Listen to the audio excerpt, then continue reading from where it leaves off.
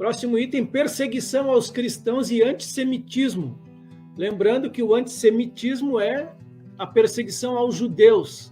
Desde que se formaram como nação, os judeus vêm sendo perseguidos. Então, Mateus 24:9, vocês serão entregues para serem maltratados, e eles os matarão. Vocês serão odiados por todas as nações por causa do meu nome. Mateus 10:34-36, não pensem que eu vim trazer paz à terra. Não vim trazer paz, mas espada. Pois vim causar divisão entre o homem e o seu pai, entre a filha e a sua mãe, e entre a nora e a sua sogra. Assim, os inimigos de uma pessoa serão os da sua própria casa. Mateus 10:22, todos odiarão vocês por causa do meu nome. Aquele, porém, que ficar firme até o fim, esse será salvo. 2 Timóteo 3:12, e também todos os que piamente ou piedosamente querem viver em Cristo Jesus padecerão perseguições. De uma forma ou de outra, nós seremos perseguidos por causa do nome de Jesus. Aqui a lista mundial da perseguição no ano de 2022, esse é o site Portas Abertas, eles atualizam anualmente essa lista de perseguições aqui. E aqui está o mapinha, ó, perseguições extremas, principalmente na região do Oriente Médio ali e no norte da África. Perseguições severas também na África, também no Oriente Médio e sul da Ásia. E aqui está a lista dos 10 países que mais perseguem cristãos no mundo. Anteriormente, a Coreia do Norte estava no topo dos perseguidores, mas aí passou à frente o Afeganistão, desde que os Estados Unidos saíram de lá com a sua equipe, com as suas tropas. O Afeganistão, então, passou à frente. Ele é o maior perseguidor de cristãos hoje. Afeganistão por opressão islâmica e todos os outros 10 também, perseguições religiosas, com um detalhe para a Coreia do Norte, que é uma perseguição comunista. Próximo item, o sinal da vinda de Jesus, eu coloquei aqui o renascimento da nação de Israel na Judéia.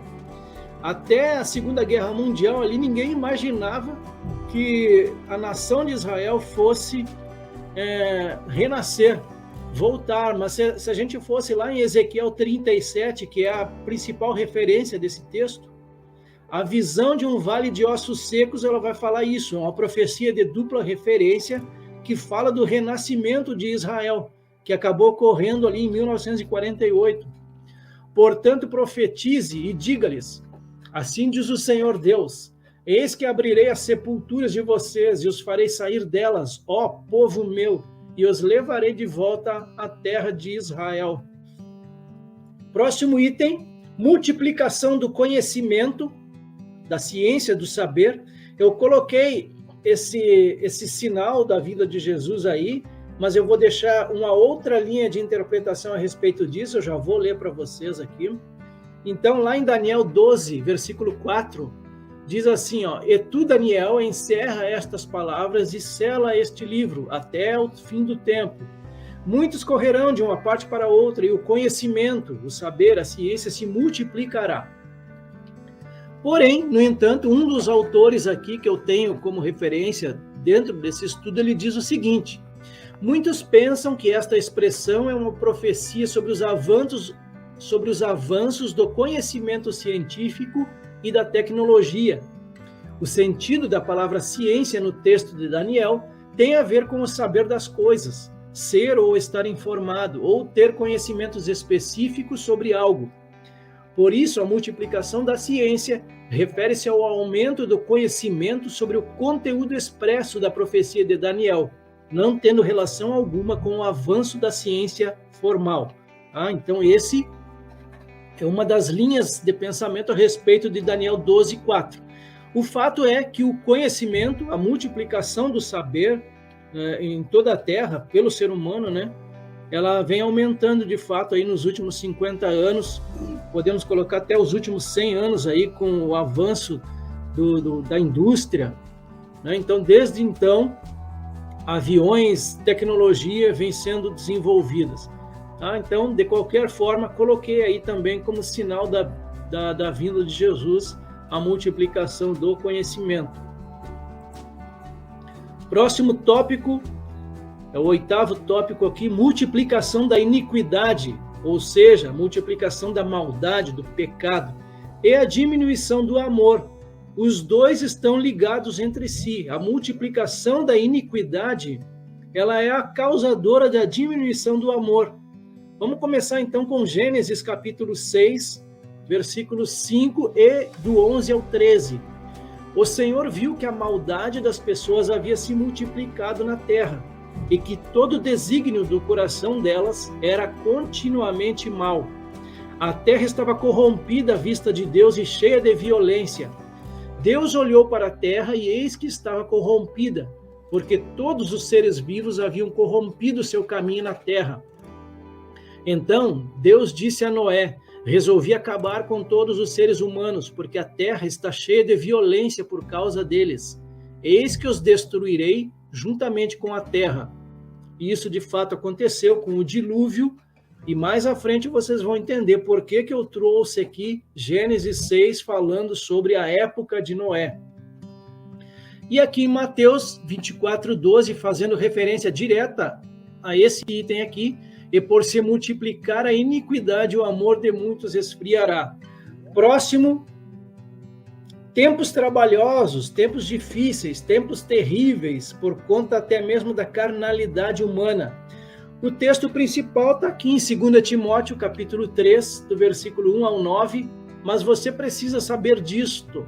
Nos últimos dias sobrevirão tempos difíceis, pois os seres humanos serão egoístas, avarentos, orgulhosos, arrogantes, blasfemadores, desobedientes aos pais, ingratos, ímpios. E aqui, como ímpio, eu coloquei profanos, desprezam a fé, não respeitam valores comuns, sem piedade, sem reverência, sem afeição natural. Então eu coloquei aqui, vivendo afetos artificiais e pecaminosos, pervertidos, homossexuais, sodomitas. Os homens também serão implacáveis, caluniadores, sem domínios de si, cruéis, inimigos do bem, traidores, atrevidos, convencidos, mais amigos dos prazeres do que amigos de Deus. Aqui então, revolução sexual de toda forma, de todo tipo.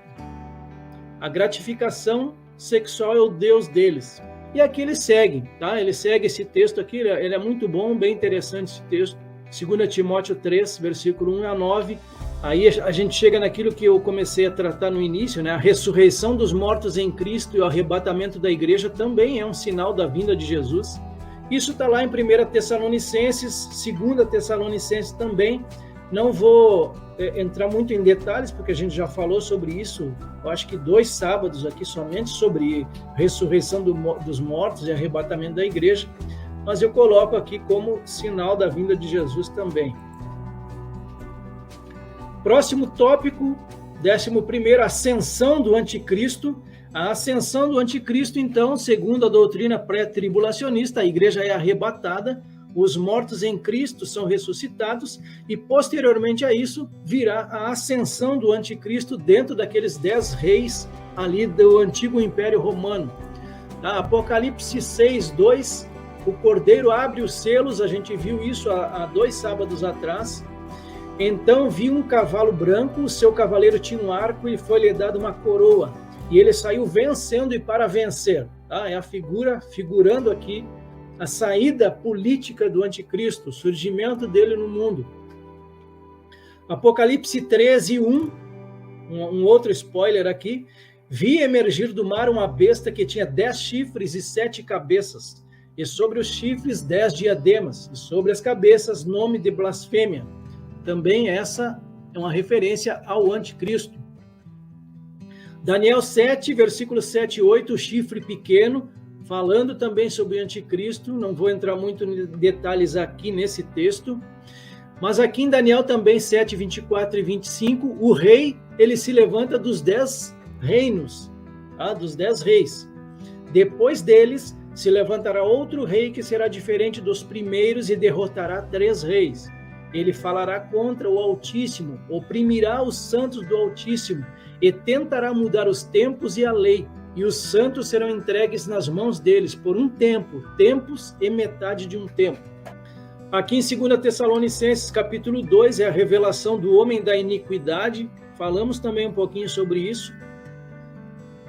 E 2 Tessalonicenses também, só que agora no versículo 9, a esse cuja vinda é segundo a eficácia de Satanás, com todo o poder e sinais e prodígios de mentira.